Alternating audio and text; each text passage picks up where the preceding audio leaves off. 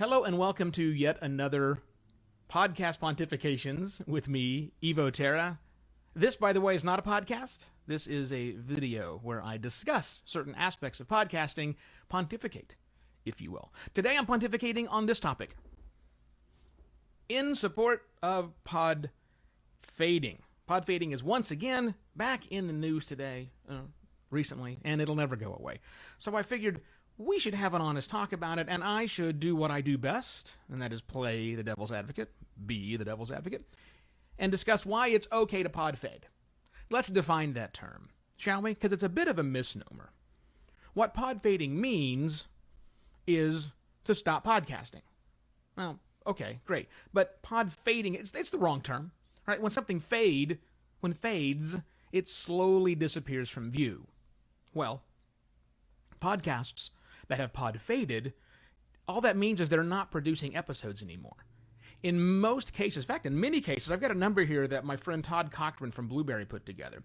I think he estimated that 2/3, or maybe it was a third, some big number, of the podcasts currently in the Apple podcast ecosystem, which has over 550,000 podcasts. So something like a couple 100,000 podcasts have podfaded in his terminology, which means they failed to put out a podcast, put out a new episode of their podcast in the last, say, 6 months. They just kind of fade out. Okay, that's true. That's what podfading means, just so you know.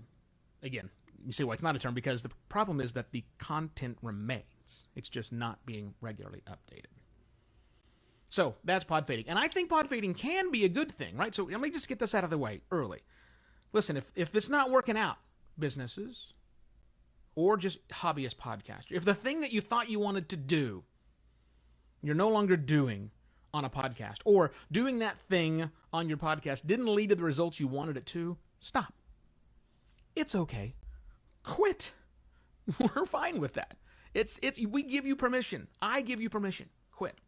But before you do that, I do have some helpful tips. And that's what I wanted to chat about on the live video today. I've got 4 tips, 2 that can happen before you begin, so not of value to you right now if you're thinking about quitting.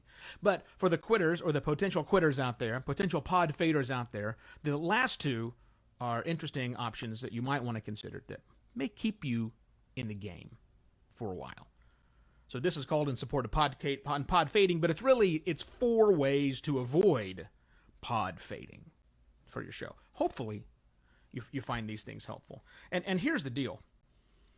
And remember, this is for businesses. This topic is for businesses. I think that you hobbyists watching can probably pull some value out of that, because anything is a good idea, right? Business ideas have to stay viable, so hopefully you get that too. So let me give you some before tips. Before you start, before you drop your first episode, when you're sitting in the boardroom coming up with this brilliant idea, or if you're a worker bee and you want to come take this brilliant idea of starting a podcast for your company into your C-suite people, into your supervisor, whoever, before you do it, I got 2 tips for you.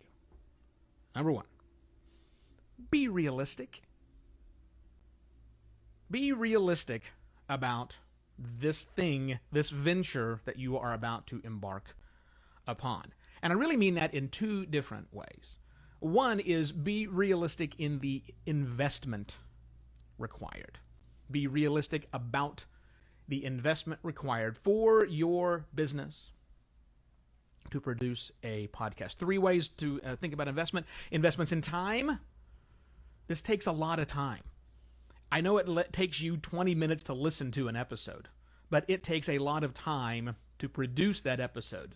And it's insane. I mean, concepting, then actually doing the work of the editing, writing all of the content. I mean, the time investment is significant. And produce something that is of exceptional quality takes a lot of time. It's not unusual for professional podcasters to spend 60 hours or more on an episode. I have a new client that I'm working with. The total investment time between the 2 of us, about 25 hours right now. It takes a lot of time to put out an episode of these. Second is an investment in money. This is expensive. You either have to buy the right equipment, like $400 microphones and a complete setup to work, soundproofing your offices takes money, or to pay somebody to do stuff. It takes an investment in human resources, right? HR. Human resources. It takes human resources, human capital to do this stuff. Who are your hosts? Who is your host? Who's your editor? Who's your text writer? Who's the executive producer? Who are all of these things that you're maybe not thinking of because a podcast is just press, record, and go is true. But for a business, it's going to take some people doing time. It's going to take time from people to do stuff. And don't they have regular jobs to do? Yeah. Think about that. Think about how much time it's going to take. So, be realistic about it. Make sure you understand all these things going into it. The second part of being realistic is to level your expectations. Be realistic of what you think might happen. If you think this is going to bring thousands of customers to your door immediately, you're probably wrong. So you may want to adjust your expectations. You probably also should be realistic about the output, what your people actually want. Just because you like listening to podcasts of a certain style, that doesn't necessarily mean that's what your audience is going to want. So be realistic about the output that you're going to be able to do that's going to satisfy the needs of your goals. That was one. I said I got 3, and I'm running out of time. Holy cow. Number 2, before you start, think about a planned exit. Podcasts do not have to be published every single week for the rest of time.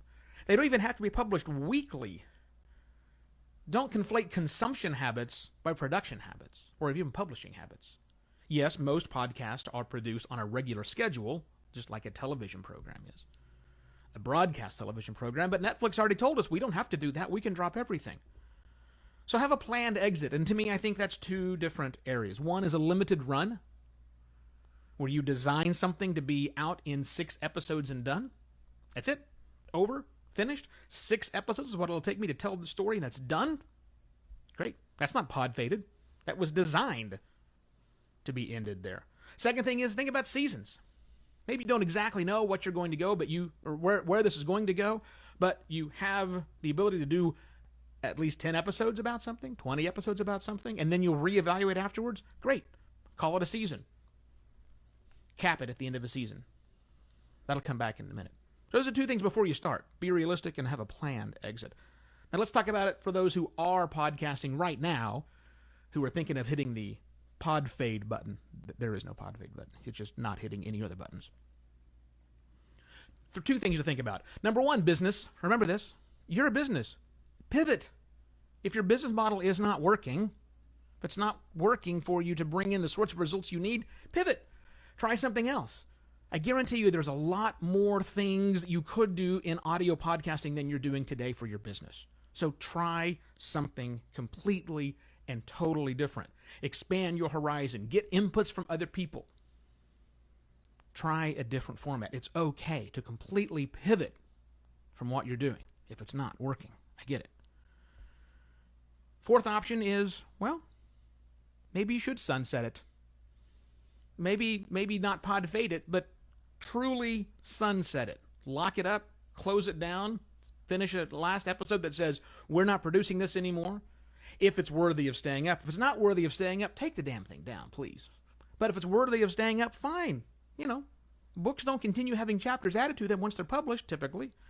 Maybe a podcast shouldn't either. So if you want to wrap it up, and then here's the key part, go do something else.